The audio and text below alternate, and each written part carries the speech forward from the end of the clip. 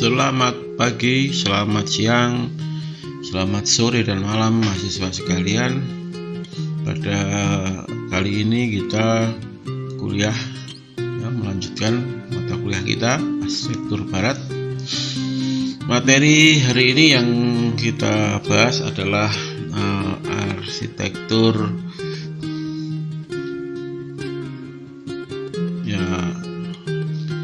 arsitektur modern periode pertama, periode kedua. Periode pertama kemarin sudah kita bahas tokoh-tokoh awal arsitektur modern. Nah, sekarang kita masuk ke periode kedua. Periode kedua ini adalah tahun 1930 sampai dengan 1939. Pendek ya periodenya, tahun kedua itu hanya 9 tahun. Ya tidak begitu banyak sebenarnya perkembangan ciri arsitekturnya, nggak begitu dominan karena akibat Perang Dunia Pertama masih berpengaruh ya terhadap gejolak di dalam berarsitektur. Nah, oke. Perkembangan arsitektur modern sampai di seluruh Eropa, Amerika dan Jepang. Jadi pemahaman tentang arsitektur modern sudah berkembang di seluruh dunia ya. Di Amerika dan Jepang, sampai di Asia juga. Yang mana masing-masing daerah mempunyai perbedaan iklim, keadaan tanah, corak tradisi yang bisa mempengaruhi apresiasi bentuknya. Jadi nilai kelokalan mulai sudah dipertimbangkan. Jadi yang di awal modern itu dikenal dengan international style, bentuknya sama, bentuk pola-polanya sama, hampir gitu. Arsitektur itu di seluruh dunia sama di awal periode pertama. Jadi maka dikenal dengan international style-nya. Nah, kalau di periode kedua ini sudah mempertimbangkan nilai-nilai kelokalan ya, karena penyebarannya di Eropa, Amerika dan Jepang. Nah, jadi nilai perbedaan iklim jelas ya.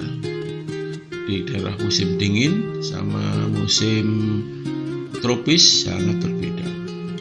Arsitekturnya mesti berbeda. Ya, keadaan tanah, corak tradisi bisa mengaruhi apresiasi bentuknya. Perkembangan metode hubungan ruang, bentuk, bahan dan struktur tidak lagi bersifat universal atau internasional. Jadi hubungan ruang, bentuk, bahan ini tidak lagi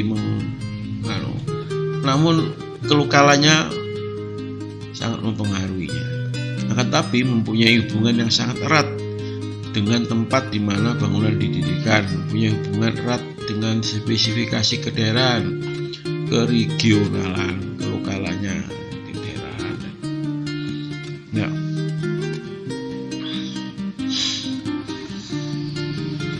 karakteristik bentuk dan tampilan dengan gaya international style atau universal style dari arsitektur modern pada periode ini diwarnai oleh tipe-tipe tampilan baru.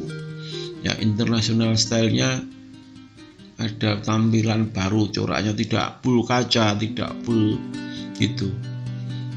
Nah, ada variasi. Yaitu tampilan dengan memperhatikan penggunaan bahan-bahan lokal atau setempat. Nah, jadi tampilan dengan mempertimbangkan nilai setempat ini tadi. Jadi periode kedua ini kesadaran berarsitektur dengan mempertimbangkan nilai-nilai kelokalan. Tampilannya berbeda. Tampilannya tidak mesti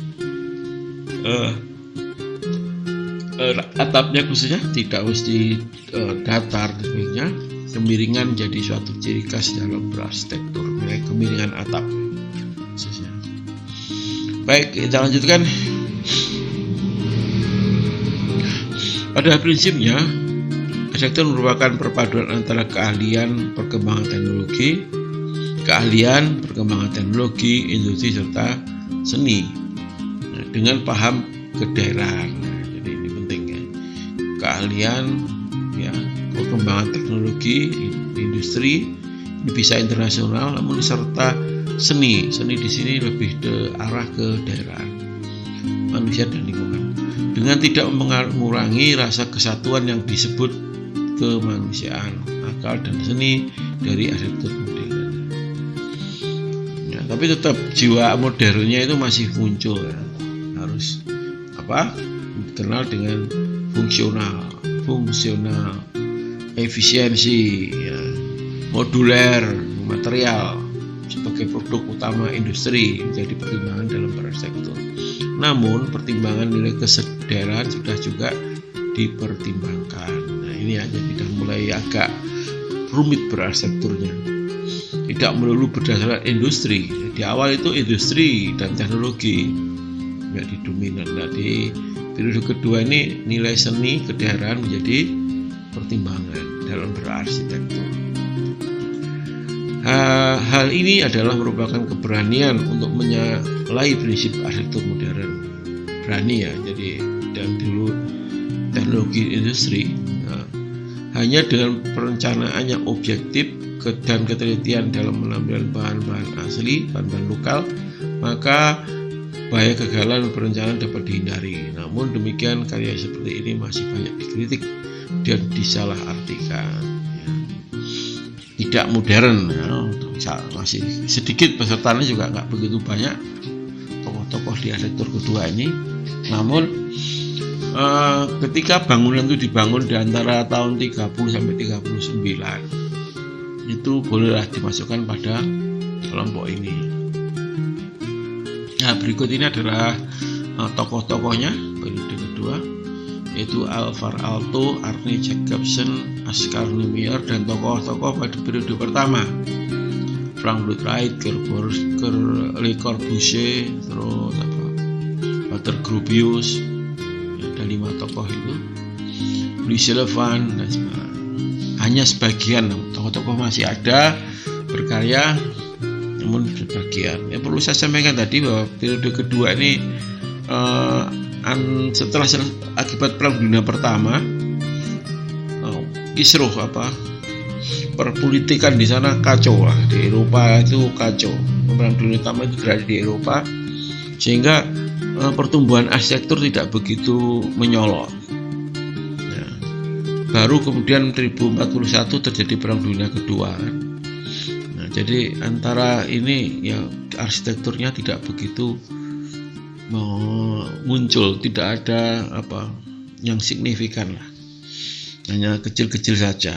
Nah, namun kalau Anda menemukan arsitektur pada periode kedua selain karya ini Alvar Aalto, Arne Jacobsen, Oscar Niemeyer dan tokoh ini, maka silakan saudara juga termasuk. Kalau Anda berburu itu juga termasuk di kelompok ini. Tokoh yang lain bisa dicari ya. Di periode kedua itu tokoh yang lainnya siapa, tahun pedomannya apa, tahunnya aja, karya tahun sekian, itu berarti kelompok tahun periode ini. Ya baik, kita coba sedikit contoh dari tokoh-tokoh ini, yaitu Alvar Aalto. Ya, tokohnya dari Brasil ya. Arsitekturnya ini bentuknya melengkung-melengkung gini. Maaf, ini saya nggak mencantumkan judulnya, silakan cari sendiri ya. Nanti kalau Anda berburu silakan dicari ini arsitektur Alvar Aalto, posisinya di mana, bentuk detailnya gimana, silakan dibahas ya, dalam tugas yang harus Anda selesaikan. Ya, ini juga demikian ya. Kalau Alvar Aalto, kalau ini bahannya dipakainya sama ya, bersama. Namun ini luas sekali, kalau ini bentuknya kotak. Ya, namun ada variasinya. Nah, ini juga demikian ya. Ada suatu variasi tameng ini ya, penutup depannya saja, bentuknya di belakang ya tidak sama.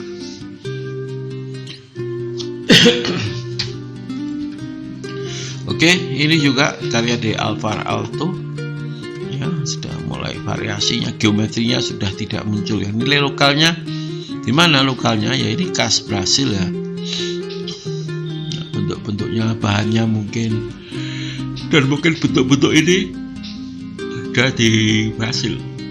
Ini juga demikian ya, tidak hanya monoton polos, itu ada permainan-permainan gitu. Tentu ini dieksplor dari nilai-nilai lokal mestinya. Oke, ini juga salah satu karya rumah ya, Pak Alto. Nah, ini bentuk yang dihadirkan oleh Alvar Aalto. Baik, kita lihat karya yang lain dari Arne Jacobsen, Denmark ini. Ini publik ya, modernnya ya, geometrinya muncul di sini ya, tapi fungsinya sudah muncul, mulai berani untuk menghadirkan sesuatu yang different, yang beda.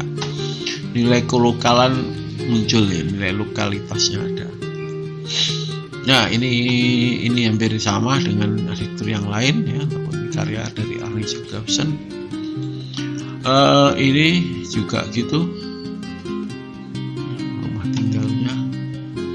Terus ini ya karya hampir sama ini ya, modelnya kalau kita lihat Arne gitu, karya hampir sama. Baik, kita lihat ini juga karya yang lain. Dan banyak lagi karya Arne Jacobsen itu bisa berupa perabot rumah tinggal ya, banyak untuk kursi, desain macam-macam. Desainnya banyak tentang interior desain. Ini beberapa karya dari Arne Jacobsen. Terus Oscar Niemeyer. Nah, ini bentuknya kehorizontalannya kuat sekali ya, menyatu dengan alam. Sama berani menghadirkan lengkung-lengkung selalu ya, tidak hanya polos kotak itu, tapi dia sudah berani lengkung. Sangat nampak ada kesatuan dengan lokasinya. Nah, ini untuk high rise building dari Oscar Niemeyer. Ini juga karya high building dari Oscar Niemeyer. Baik, gitu. Terus selanjutnya kita coba tokoh dari periode 1, karyanya apa saja di periode kedua ini. Satu dari Walter Gropius, karyanya adalah ini, gedung apa ya, coba dicari. Saya maaf ini nggak mencari judulnya, saya hanya sourcing aja di internet ya, saya ambil terus ya, kita ambil gitu aja. Tolong gedungnya dicari ya, tugas saudara, termasuk yang tadi.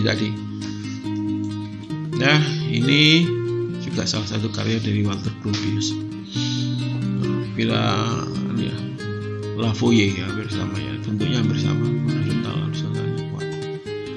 Selanjutnya Le Corbusier juga berkarya ya, walaupun nggak begitu banyak periode ini. Lihat ya, dia keinginan sebagai seniman. Le Corbusier itu lebih cenderung dikatakan seniman. Dia nggak mau kemonotonan ya. Lihat bentuknya, dia berani kasih merah gitu. Ini polos, ini kasih sekian, ini ada merah. Di bawahnya nggak sama, mesti divariasi lagi. Ya, jadi ada variasi yang beda, selalu dia tampilkan perbedaan itu. Le Corbusier. Frank Lloyd Wright ada karya juga. Ya, ini dan ini tokoh-tokoh Frank Lloyd Wright ya. Jadi jangan lupa, Frank ini berkarya di periode 1 dan periode kedua. Ya, mungkin demikian penyampaian saya hari ini. Sampai jumpa lagi pada pertemuan selanjutnya. Selamat malam, selamat pagi, selamat siang dan sore. Sekian, yuk. Assalamualaikum warahmatullahi wabarakatuh.